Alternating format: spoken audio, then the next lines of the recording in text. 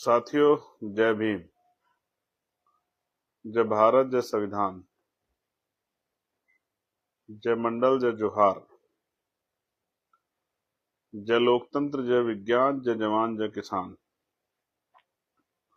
आज का ये फेसबुक लाइव 2-3 विषयों को लेके है जो अति महत्वपूर्ण है। और क्योंकि बहुत सारे इंटरव्यू देते हैं हम लोग, बहुत कुछ देते हैं, तो वो हम वहां वही बात रख पाते हैं, या हाउस में भी बोलते हैं तो समय कमी होती है। जितना समय हम पे होता है पर्याप्त रूप से, उसी समय में जो पर्याप्त नहीं है, अपर्याप्त समय है, लेकिन उसमें ही बात रखनी होती है, बहुत सारी महत्वपूर्ण चीजें छूट जाती है।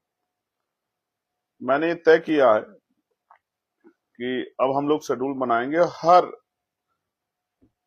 शाम को 8 बजे आके किसी जिले के संगठनात्मक शक्ति, वहां के कार्यक्रम, वहां जो लोग काम कर रहे हैं उनको समाज में इंट्रोड्यूस कराना, या इस तरह से एक प्रक्रिया हम लोग बनाएंगे कि विधानसभा वाइज भी हम लोग कर सकते हैं। एक दिन में 3-4 विधानसभा के लोगों को हम लोग इंट्रोड्यूस करा दें और वहां किस तरह काम हो रहा है ये सारी जानकारियां दे दें। इस पे हम लोग काम करेंगे जिससे कि इस सोशल मीडिया का फायदा उठाया जाए। और यहाँ जो महत्वपूर्ण है, हमारी ज्यादा बात आ जाती है, जो बात हम कहना चाह रहे हैं उसमें बिना किसी रोक टोक के, हालांकि रोक टोक तो यहाँ पे भी लगाने की कोशिश की जाती है। कई बार हमने देखा है कि इंटरनेट बंद हो जाता है, लाइव ऑटोमेटिक एकदम बंद जैसी स्थिति बन जाती है। ये सब चीजें हमने अब देखी, लेकिन फिर भी यहाँ काफी अच्छा है कि बहुत सारी बातों को हम लोग कह पाते हैं। प्यारे साथियों, मैं अपनी बात को शुरू करते हुए बहुजन समाज में जन्मे सभी संतों, गुरुओं और महापुरुषों को नमन करता हूं। और नमन करने के पीछे जो सबसे महत्वपूर्ण कारण है, मैं बार बार बताता हूं कि जितना भी हम लोग इनको याद करें, नमन करें, वो कम है। हालांकि असली नमन वही है कि जब हम इनके विचारों पे काम करते हैं, इनकी बातों को आगे बढ़ाते हैं, इनके विचार को आगे बढ़ाते हैं, इनके अधूरे सपनों को पूरा करते हैं, जिस तरह का जीवन इन्होंने जिया उस जीवन को जीने का प्रयास करते हैं। यही असली जो है श्रद्धांजलि, आदरांजलि होती है। तो मैं सभी महापुरुषों को याद करता हूं, महामानव तथागत बुद्ध से लेकर जगत गुरु सतगुरु रविदास जी, गुरु वाल्मीकि जी, गुरु कबीर जी, गुरु नानक जी, गुरु घासीदास जी, संत गाडगे जी महाराज, नारायणा गुरु, गुरु ज्ञान भिक्षुदास जी, अखंड ज्योति सतगुरु समनदास जी, आप सबको मैं याद करता हूं। आपके द्वारा समाज में योगदान है उसको भी याद करता हूं। राष्ट्रपिता ज्योतिबा फूले, छत्रपति साहू जी महाराज, संतराम बी प्रजापति जी, डॉक्टर बाबा साहब अम्बेडकर, महामना रामस्वरूप वर्मा, चौधरी महाराज सिंह भारती, बाबू जगदेव प्रसाद कुशवाहा, जननायक कपूरी ठाकुर, सर छोटू राम के साथ साथ बाबू शिवदयाल चौरसिया, रामजी संतू जी लाड,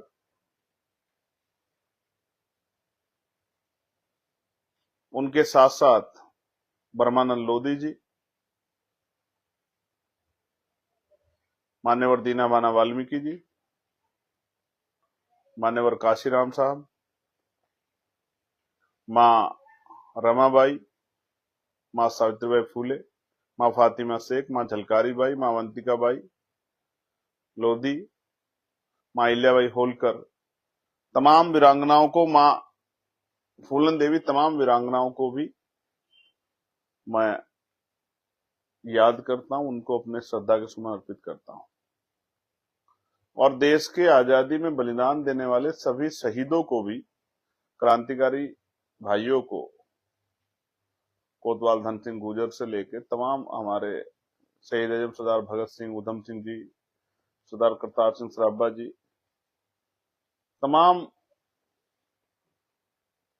उन वीरों को जिनके रक्त से ये मिट्टी जो है उनका बलिदान हुआ और इस देश में आजादी है, उन महापुरुषों को भी मैं याद करता हूं। और पूर्व प्रधानमंत्री वीपी सिंह जी को भी मैं याद करता हूं, क्योंकि उनके द्वारा उनके समय में किया गया एक प्रयास जो है जिसने बहुत सारे पिछड़े समाज के लोगों को मुख्य धारा में लाने का काम किया। बीपी मंडल जी को भी मैं याद करता हूं। प्यारे साथियों, सबसे पहले तो मैं बाराबंकी की सफल रैली के लिए आप सबको बधाई देता हूं।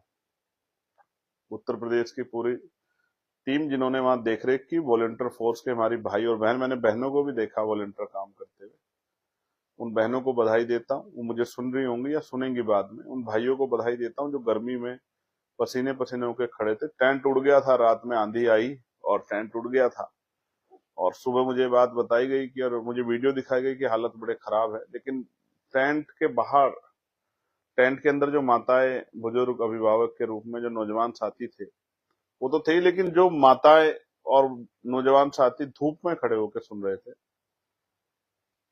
गर्मी में जो डटे हुए थे, मैं उनको भी बहुत दिल से आभार प्रकट करता हूं आपके प्यार के लिए, आपके आशीर्वाद के लिए। और मैं आपको विश्वास दिलाता हूं कि हम लोग भी इसीलिए ज्यादा काम कर रहे हैं कि महापुरुषों के अधूरे सपने को हम लोग पूरा कर पाए। और मैं आपसे बहुत जिम्मेदारी से आजाद समाज पार्टी के एक कार्यकर्ता, भीम आर्मी के एक कार्यकर्ता की तरफ से कहना चाहता हूं, एक एक नेता की तरफ से, कि आजाद समाज पार्टी उत्तर प्रदेश में इतिहास लिखेगी 2027। और ये अब आने वाले कुछ दिनों में आपको दिख जाएगा हमारी नीतियों के कारण, जिस तरह की नीति पे हम लोग काम कर रहे हैं, जिस तरह की पॉलिसी पे हम लोग काम कर रहे हैं। तो प्यारे साथियों, बधाई जिले की टीम को, मंडल की टीम को, उन साथियों को जिन्होंने एक एक पैसा जुटाया।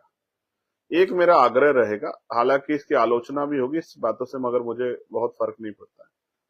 मैं अपने साथियों से भी, जहां भी रैली, जैसे कार्यक्रम अभी लखीमपुर खीरी में है 29 तारीख का, सहयोग के लिए भी कोई चीज आप रखा करो, क्योंकि ये जो आंदोलन है हमारा महापुरुषों के विचारों पर आधारित आंदोलन है।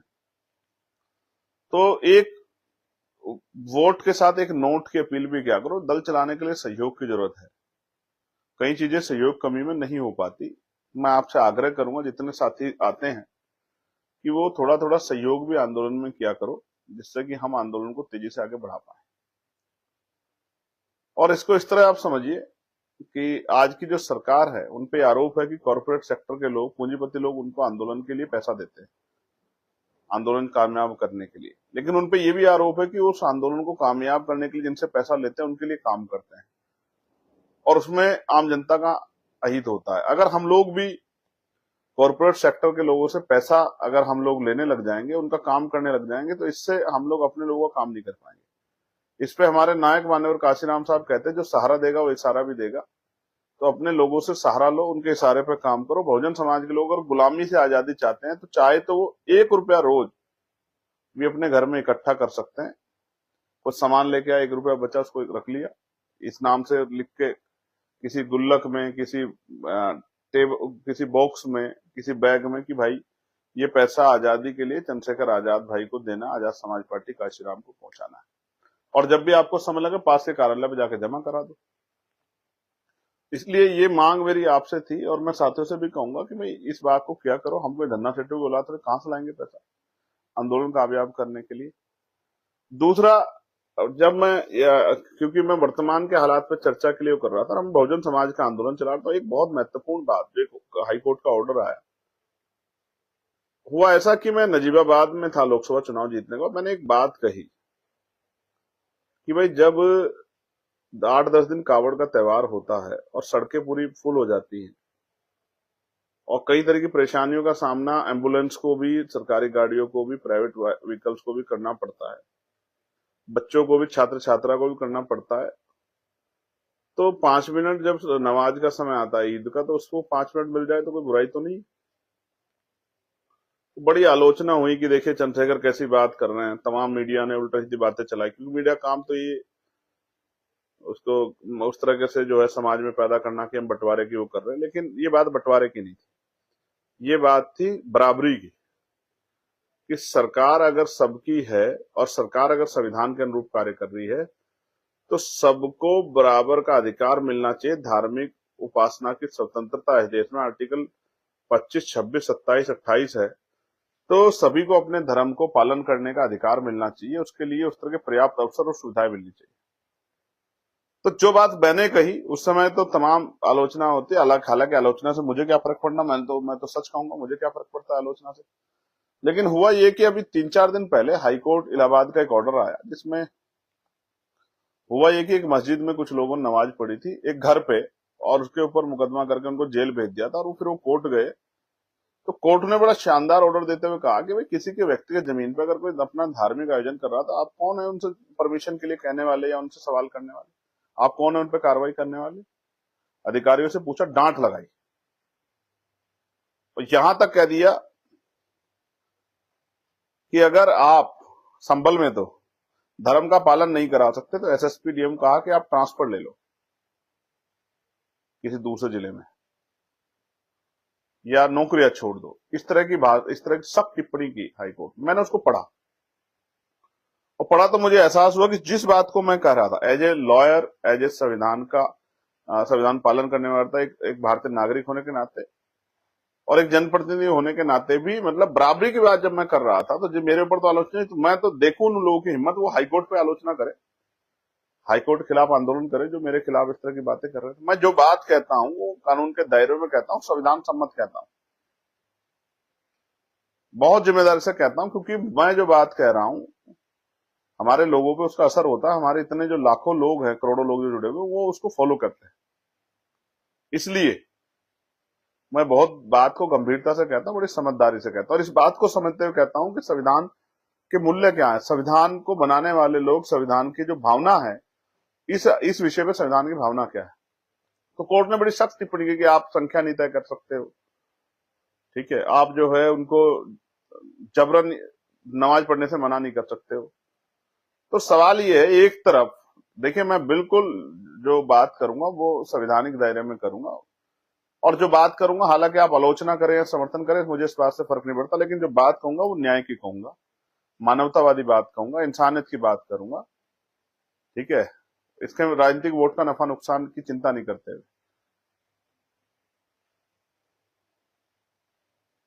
सबको धार्मिक आजादी देता है संविधान। जहां एक तरफ आप सड़कों को ब्लॉक हो जाती है, उनकी परवाह नहीं करते, तमाम धार्मिक यात्राएं सड़कों पर निकलती हैं, आप लोग उसमें प्रोटेक्शन देते हैं, व्यवस्था करते हैं,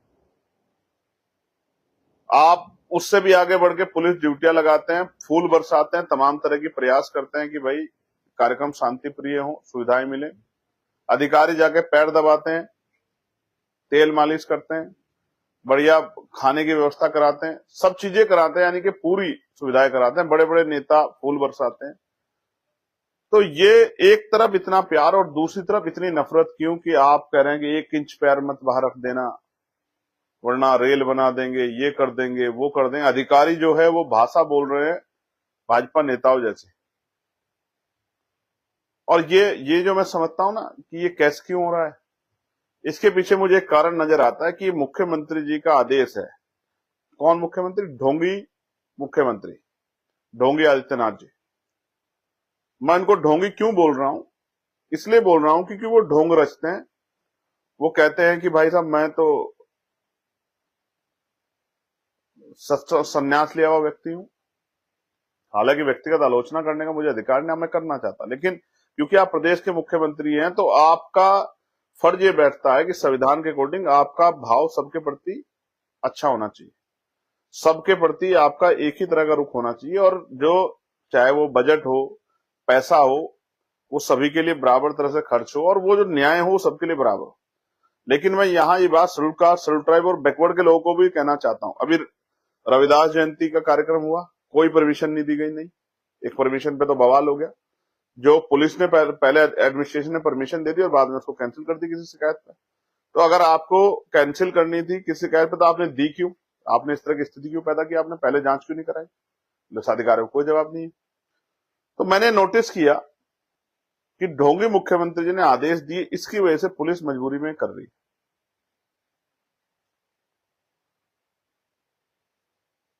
उदाहरण, उत्तर प्रदेश में कोई गुरु रविदास जी की जयंती की नई परमिशन नहीं, उत्तर प्रदेश में डॉक्टर बाबा साहब अम्बेडकर की जयंती कोई नई परमिशन नहीं, किसी शोभा यात्रा कोई नई परमिशन नहीं, किसी गुरु घर पे उस तरह का साज सजावट का प्रोग्राम। मैंने तो अपने यहाँ जिलाधिकारी से कहा भी, क्योंकि ये हमारा अधिकार है लेकिन तमाम धार्मिक आयोजनों पे इतना जो है सरकार सहयोग करती है, अधिकारी सहयोग करते हैं, जाकर जांच करते हैं। ईद पे भी हम लोग देखते हैं, जाते हैं ईदगाह वगैरह पे, लेकिन SC ST OBC के उसमें तो नहीं दिखाई देते, कहीं किसी भी धार्मिक उत्सव में नहीं दिखाई देते। इतने महापुरुषों की जयंती होती है, फूले साहब की होती है, साहू महाराज की होती है, काशीराम साहब की होती है, बाबा साहब की होती है, गुरु रविदास जी की होती है, गुरु कबीर जी की होती है, कभी नहीं दिखाई देते। क्यों नहीं दिखाई देते भाई? इसका मतलब आप ढोंग करते हैं, झूठ बोलते हैं, आप ढोंगी हैं। आप अपने ढोंग के चरित्र को मुख्यमंत्री बनने के बाद भी नहीं बदल पाए। इसलिए मैं कह रहा हूं, ढोंगी आदित्यनाथ जी जो मुख्यमंत्री हैं उत्तर प्रदेश के।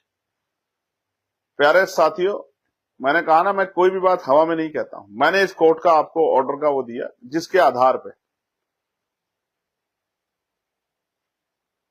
कोर्ट ने फटकार लगाई पुलिस को, एडमिनिस्ट्रेशन को, और कहा कि जाके अगर आप पालन नहीं करा सकते, क्या तो इस्तीफा दे दो या फिर कहीं ट्रांसफर ले लो, वरना अदरवाइज लोगों के धर्म की उपासना का जो अधिकार है, धर्म के पालन का अधिकार, उसमें आप छेड़खानी नहीं कर सकते हो।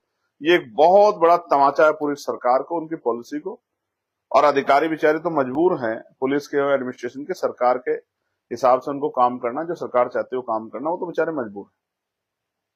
इसलिए मैंने बताया कि उत्तर प्रदेश में क्या चल रहा है, बहुत जिम्मेदारी से, कि उत्तर प्रदेश में धार्मिक आस्था कुछ ही लोगों की है, उन्हीं लोगों की जो सरकार के एजेंडे फिट बैठते हैं, वरना दलितों की, मैंने आपको बता दिया, बहुत बड़ा समाज है रविदास जी को मानने वाला, कोई वो नहीं, कोई सहयोग नहीं, कोई नई परमिशन नहीं, कोई उनकी जो है धार्मिक भावना कोई सम्मान नहीं। बाबा साहब और तो और जिसका नाम लेते हैं दुनिया में जाके, और मुख्यमंत्री जी गए थे बाहर जापान वगैरह, कब बोले मैं बुद्ध के देश से आया हूं।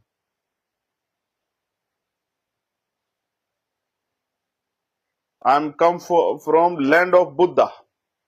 लेकिन यहां अगर भगवान बुद्ध का कोई जो है कार्यक्रम होता है तो उसकी परमिशन नहीं देते, उस परमिशन में आगे गुंडे तोड़फोड़ कर देते हैं, उल्टा पीड़ितों पर कार्रवाई हो जाती। इसलिए मैं कह रहा हूं कि ढोंगी मुख्यमंत्री जी वास्तविकता में उनके अंदर न्यायप्रिय चरित्र नहीं है, अदरवाइज वो इस तरह का अन्याय नहीं करते कुर्सी बैठने के बाद। एक दूसरा जो मामला है बड़ा इंपॉर्टेंट है, ये राष्ट्रीय स्तर का मामला है। अब इसमें क्या है,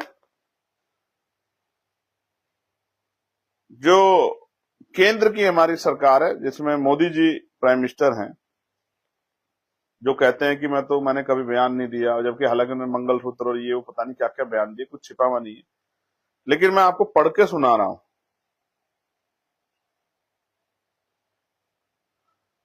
मोदी सरकार के कार्यकाल में अल्पसंख्यकों पर अत्याचार बढ़े हैं। इन पर निगरानी रखने और इनको रोकने के लिए बनाए गए राष्ट्रीय अल्पसंख्यक आयोग को पूरी तरह से पंगु बना दिया गया है।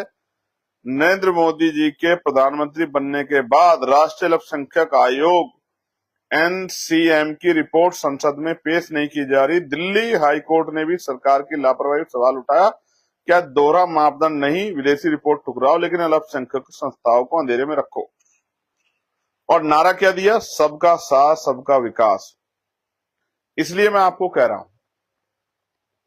कि राष्ट्रीय अल्पसंख्यक आयोग की एक भी रिपोर्ट, अब मैं मंडे को जब जाऊंगा तो इस पर जो है तख्ती लेके प्रदर्शन करूंगा, पूछूंगा सरकार से सवाल, एक भी रिपोर्ट राष्ट्रीय अल्पसंख्यक आयोग की इस 12 साल के कार्यकाल में अब तक भी सदन के पटल पर नहीं रखी गई है। ये एक बहुत बड़ा, जब आपने रिपोर्ट ही नहीं दी समितियों ने, तो एक नए तरह का बदलाव, नई तरह की स्थिति की जानकारी, उसकी निगरानी और उस पर जो रोकथाम है अत्याचारों पर, या उनके लिए उनके अधिकार क्षेत्र को मजबूत करने के लिए, उनको सशक्त करने के लिए कोई योजना आप कैसे बना लो। मैं इसको और मजबूत करके बताता हूं। 2014 में नरेंद्र मोदी जी ने सबका साथ सबका विकास का नारा देकर सत्ता में आए। 2019 में उन्होंने सबका प्रयास सबका विश्वास जोड़ दिया। इस नारे को मोदी सरकार की पहचान बनाने में हर मुमकिन कोशिश की। प्रधानमंत्री नरेंद्र मोदी जी हर भाषण में दोहराते हैं, दावा करते हैं कि उनका शासन समावेशी है, कोई भी वर्ग पीछे नहीं छूटेगा। लेकिन जब बात राष्ट्रीय अल्पसंख्यक आयोग NCM की वार्षिक रिपोर्टों की आती है तो ये नारा खोखला सा होता है। 2014 से अब तक राष्ट्रीय अल्पसंख्यक आयोग की एक भी वार्षिक रिपोर्ट संसद में पेश नहीं की गई है। यह राष्ट्रीय अल्पसंख्यक आयोग अधिनियम 1992 की धारा 1313 का सीधा उल्लंघन है। यह धारा स्पष्ट रूप से कहती है कि आयोग की रिपोर्ट, उसमें दी गई सिफारिशों पर सरकार की कार्रवाई का मेमोरेंडम और अस्वीकृति के कारण सब कुछ संसद के दोनों सदनों में रखा जाना चाहिए।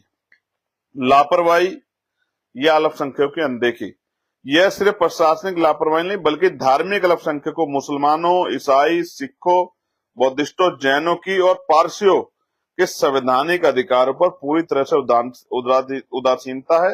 अत्याचारों की शिकायतें, हिंसा, पुलिस अत्याचार, सामाजिक बहिष्कार, इन सब पर एनसीएम स्वतः संज्ञान लेता है, लेकिन रिपोर्ट सार्वजनिक न होने से ना तो संसद बहस कर पाती, ना जनता को पता चलता कि सरकार क्या कर रही है। तो सबका साथ सबका विकास का नारा खोखला है, ये बात भी मुझे आपको बतानी। हालांकि अलग बात है कि इन विषयों पे कोई चर्चा करता नहीं, किसी पार्टी को फर्क ही नहीं पड़ता कि भाई इस देश में माइनॉरिटी जो है, जिसमें मुसलमान हैं, जैन हैं, सिख हैं, बौद्ध हैं, ईसाई हैं, पारसी हैं, उनके साथ किस तरह की हिंसा हो रही है, किस तरह इनकाउंटर हो रहे हैं, फर्जी इनकाउंटर, किस तरह उनको जो है उनके घरों बुलडोजर चल रहा है, कोई पूछने वाला नहीं, कोई गिनने वाला नहीं, कोई सुनने वाला नहीं। उनके कई बार तो जो उन्हीं के समाज से आते हैं नेता, वो भी बेचारे चुप हो जाते हैं, क्योंकि तत्काल सरकार को मौका मिलता है कार्रवाई करने का। इसलिए मैं आपसे कहना चाहता हूं कि भाई मेरी ये जिम्मेदारी बनती है, सिर्फ नगीना के आधार पे नहीं, नगीना के तो हर एक व्यक्ति का मैं ऋणी हूं। आज उनके वहां के किसानों के लिए मैंने आवाज उठाई कि गन्ने का मूल्य 500 रुपए हो जाए, कर दिया जाए, क्योंकि डबल इंजन सरकार है। और बिजली जो है, आपने वादा किया चुनाव में 2022 के कि बिजली का दाम हम लोग आधा कर देंगे, लेकिन बिजली सोने के तारों में आ रही है। उत्तर प्रदेश में किसान मजदूर परेशान है, गरीब मिडिल क्लास परिवार परेशान है, बिजली के दाम कम किए जाएं। मैंने सरकार से मांगी किसानों का कर्ज माफ किया जाए, और जो आप किसान सम्मान निधि देते हैं, आप कहते हैं 6,000 रुपए सालाना, यानी कि 6,000 तो एक बार सुनने में लगता है, लेकिन असल है 500 रुपए महीना। 500 रुपए महीना में एक हफ्ते का राशन नहीं आता, 2 दिन के भोजन में 500 रुपए खर्च हो जाते हैं। सम्मान नहीं है, असहाय निधि, इसलिए मैंने इसको 1 लाख रुपए किया जाए सालाना, इसकी मैंने मांग उठाई।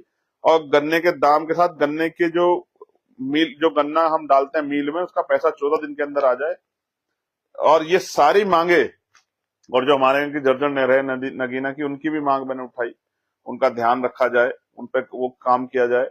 और कोल्ड स्टोरेज और जो है वो हमारे यहाँ बन जाए, इसकी भी मांग को जो है मैंने पार्लियामेंट में जोर शोर से उठाया कि भाई कोल्ड स्टोरेज हमारे यहाँ बन जाए, या जो बड़े से वो बन रहे हैं उस तरह के वो भी हमारे यहाँ बन जाए,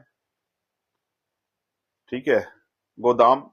तो ये सब बातें मैंने पार्लियामेंट में उठाई। आज जो मैं बात कर रहा हूँ सिर्फ नगीना के लिए नहीं कर रहा हूँ, देश भर के, उत्तर प्रदेश और तमाम बड़े प्रदेशों और तमाम पूरे देश के जो मुस्लिम्स हैं, जो जैन हैं, जो सिख हैं, जो बौद्ध हैं, जो ईसाई हैं, उन जो पारसी, उनकी धार्मिक आस्था, उनकी सांस्कृतिक विरासत, उनका इतिहास, उनके जो है सशक्तिकरण, उनके साथ जो जुर्म जाते हैं अत्याचार, उनको ध्यान में रख के रखी। और जिन लोगों के सामने रखी है, जो बाबा साहब अम्बेडकर, फूले, साहू, काशीराम जी को मानने वाले लोग हैं, उनके जिनके सामने रखी है, उनको भी मैं बताना चाहता हूँ ये हमारा नैतिक धर्म भी कि हम इस अन्याय के खिलाफ आवाज उठाएं। अगर हम इस अन्याय के खिलाफ आवाज उठाएं तो हम भी संविधान की किताब को सिर्फ जो है जबरदस्ती दिखाते ना घूमे कि हम संविधान को मानने, और संविधान को मानने वाले हैं तो संविधान को मूल्यों को भी हमें मानना चाहिए, संविधान के मूल्यों की भी रक्षा करनी चाहिए, संविधान के आधार पर राज व्यवस्था बने, इसका भी हमें कोशिश करनी चाहिए।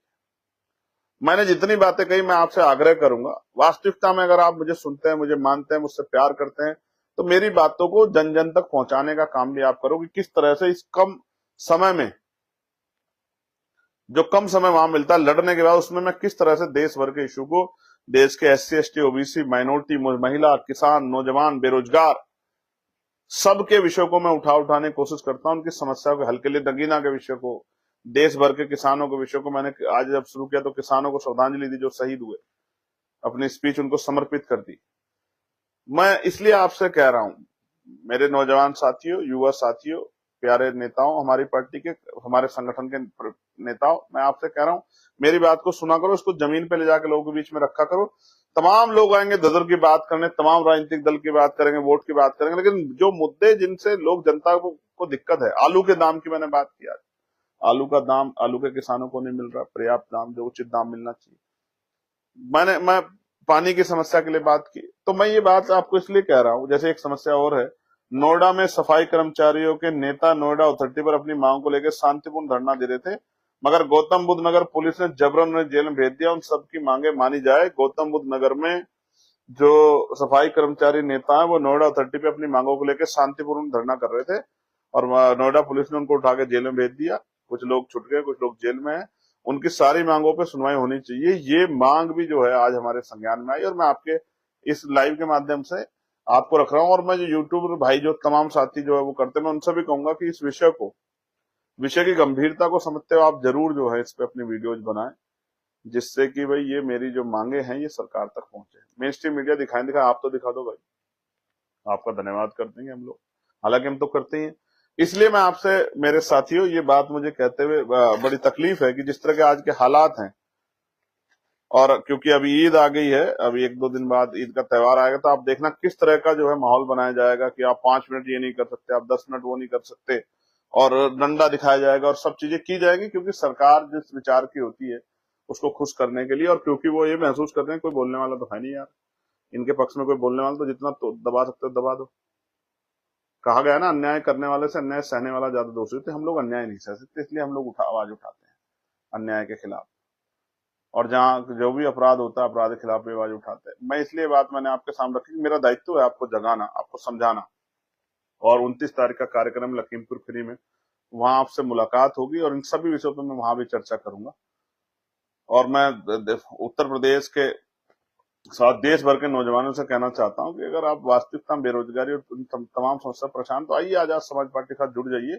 मैं युवा हूं और मेरे साथ बहुत बड़ी एक युवाओं की टीम जो इस आंदोलन में नेतृत्व कर रही है, वो सब बेरोजगारी के दर्द को समझती है। मैं आपको विश्वास दिलाता हूँ, गांव में रहने वाले अपनी माँ को, बहन को, भाई को, उस बुजुर्ग पिता को विश्वास दिलाना चाहता हूँ कि आजाद समाज पार्टी आएगी तो एक एक व्यक्ति को रोजगार से जोड़ा जाएगा। जब उनकी जेब में पैसा होगा तभी स्वाभिमान सम्मान का जीवन मिलेगा।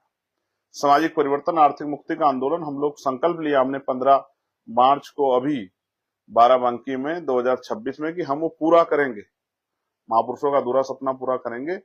मैं आपसे भी कह रहा हूं, बेरोजगारी पे हम बहुत बड़ा जो है अब मूवमेंट चलाने वाले हैं, और हमारी नकल में बहुत सारे लोग चलाएंगे, आप देख लेना, बहुत सारे लोग चलाएंगे। इसलिए मैं आपसे जो है अपील करता हूं कि आप आजाद समाज पार्टी जुड़े, आजाद समाज पार्टी को मौका दें, एक अवसर दें। जिस तरह नगीना की आवाज मैंने देश भर के, नगीना के साथ देश भर की आवाज मैंने लोकसभा में सीमित समय में उठाई है, अगर आप मौका देंगे उत्तर प्रदेश पे काम करने का, तो आप देखना उत्तर प्रदेश की काया पलट के रख दी जाएगी। और उत्तर प्रदेश में इतना काम किया जाएगा कि उत्तर प्रदेश का बच्चा बच्चा किसी जाति धर्म का वो बोलेगा कि आजाद समाज पार्टी को ही वोट करेंगे, भविष्य में भी आजाद समाज पार्टी की सरकार बनाएंगे और आजाद समाज पार्टी के जरिए उत्तर प्रदेश के हालात बदलेंगे।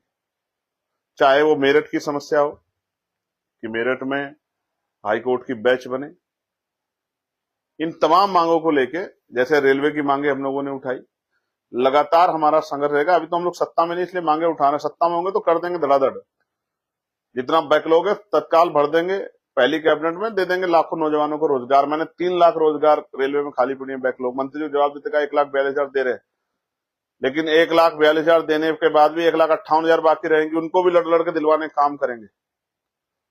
आशा बहने, आंगनबाड़ी बहने, भोजन माताओं, पंचायत सहायकों, सबके विषयों को, पीआरडी के जवान, होमगार्ड भाई, पुलिस के भाई, सबके, अर्धसैनिक बल, अर्धसैनिक बलों के मामला आज ही लगाया है।